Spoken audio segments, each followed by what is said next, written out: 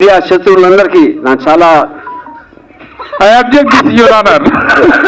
Okay కొంతమంది అందరూ కాదు అది ముఖ్యంగా ఏబిఎన్ మహా TV5 ఉన్నారు ఇక్కడ థ్యాంక్ యూ యా ఓకే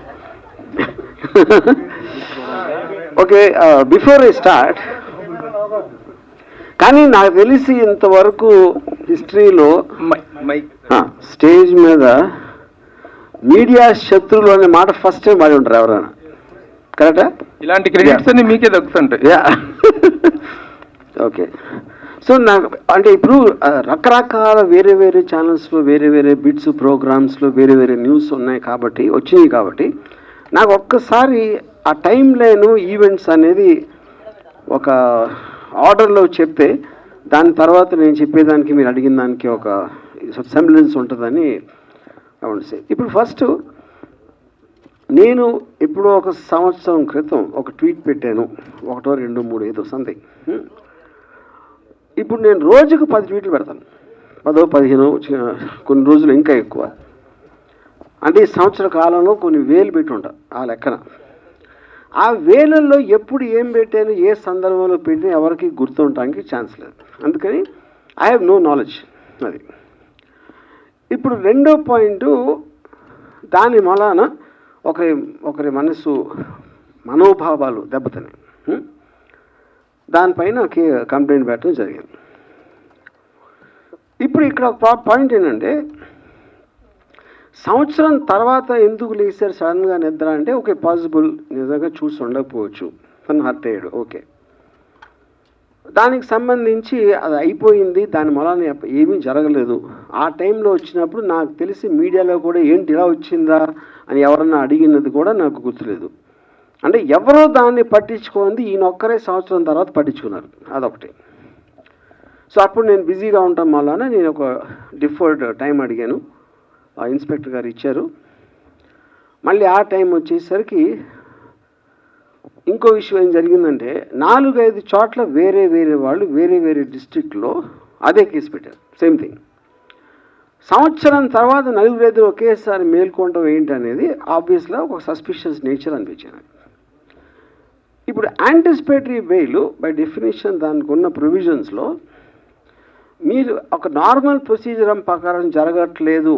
అని ఒక అనుమానం వచ్చినప్పుడు మీరు కోర్టుకి చెప్పి అప్పుడు కోర్టు డిసైడ్ చేస్తుంది ఇది దానికి బెయిల్ ఇవ్వడానికి ఉందా లేదా అసలు ప్రైమా ఫేసి బట్టి దేని బట్టి వాట్ ఎవర్ లా పాయింట్స్ బట్టి అది నా వర్క్ కూడా అవ్వకపోవటం వలన నేను మళ్ళీ అడిగాను ఇంకొక డేటు కావాలంటే అర్జెంట్ అయితే నేను వర్చువల్ అపిరెన్స్లో వీడియో ద్వారా ఇస్తాను అది చాలామంది చేస్తున్నారు సుప్రీంకోర్టు మీద కూడా దాని ఉంది Prime Minister Narendra Modi also he supported that for quick and efficient service justice.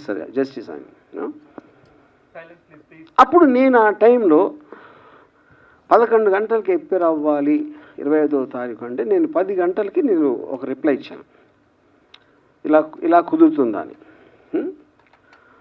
ఒక 20 నిమిషాల్లో పోలీసులు వచ్చారు నేను పెట్టిన 20-30 మినిట్స్లో అది కూడా మీడియాతో పాటు వచ్చారు ఆ మీడియా ఎవరంటే ఏబిఎన్ మహా మన గ్రేట్ TV5 వాళ్ళే అంటలేదు ఇంకా వేరే వాళ్ళు కూడా వచ్చారు ఆ టైంలో నేను లేను డెన్లో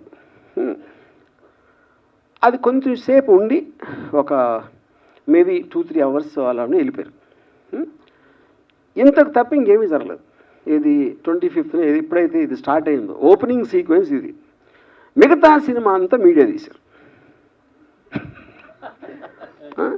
నన్ను సెంట్రల్ క్యారెక్టర్ పెట్టి వాళ్ళు స్క్రిప్ట్ రాసేసి ఏంటి దాంట్లో కొన్ని కీలక సన్నివేశాలు RGB గోడ దూకి పారిపోయాడు మంచం కింద దాక్కున్నాడు లేకపోతే కోయంబత్తూరులో ఉన్నాడు కేరళలో ఉన్నాడు ఎక్కడ ఉన్నాడు అక్కడ ఉన్నాడు 6 టీములు గాలిస్తున్నాయి జల్లెడ పడుతున్నాయి ఇవన్నీ పెట్టారు హెడ్డింగ్స్ ఇప్పుడు నా క్వశ్చన్ ఏంటంటే చాలా కామన్ సెన్సికల్ పాయింట్ దీంట్లో ఇద్దరు పార్టీలు ఉన్నారు ఇక్కడ ఒకళ్ళు అరెస్ట్ చేయడానికి వచ్చారు ఒకళ్ళు అరెస్ట్ చేయాల్సి ఉంది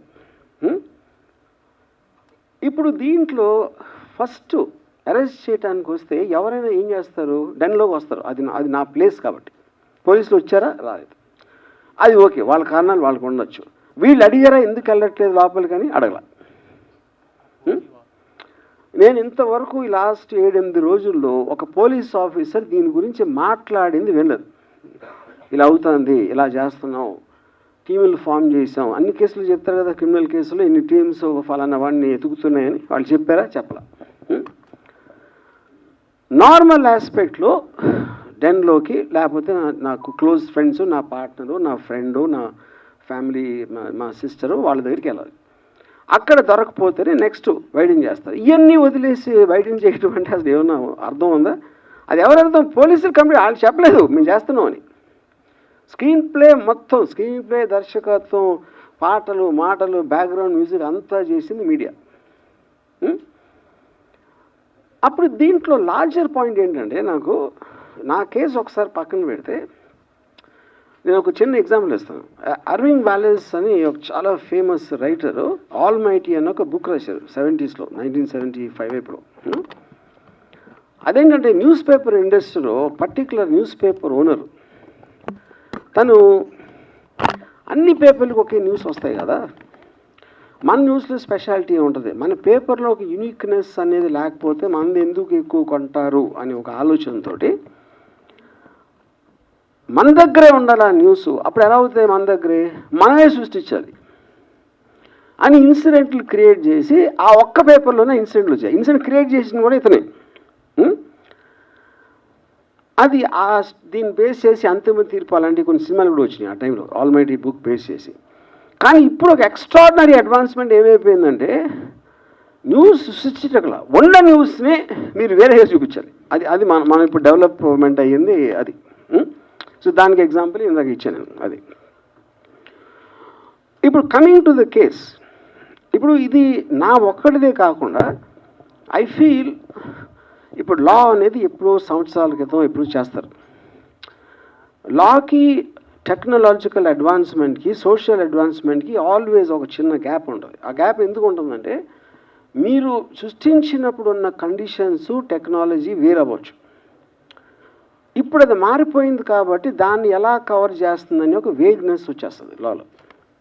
సైబర్ దాంట్లో అది ప్రాబ్లం. సోషల్ మీడియా ఎప్పుడు వచ్చింది, లేకపోతే లైవ్ స్ట్రీమింగ్ ఇలాంటివి వచ్చినప్పుడు ఏ విధంగా దాన్ని ఎనాక్ట్ చేయాలనేది చాలా కష్టమైపోతుంది. అది చెప్తాం. అప్పుడు ఎవరి దృష్టిలో ఇప్పుడు టూ మచ్ చేయకూడదు అని వింటాం మనం. టూ మచ్ అంటే ఏంటి అసలు? అది ఏమైనా డెఫినేషన్ ఉంటుందా? డిక్షనరీలో దొరకదు. ఎవరి దృష్టిలో టూ మచ్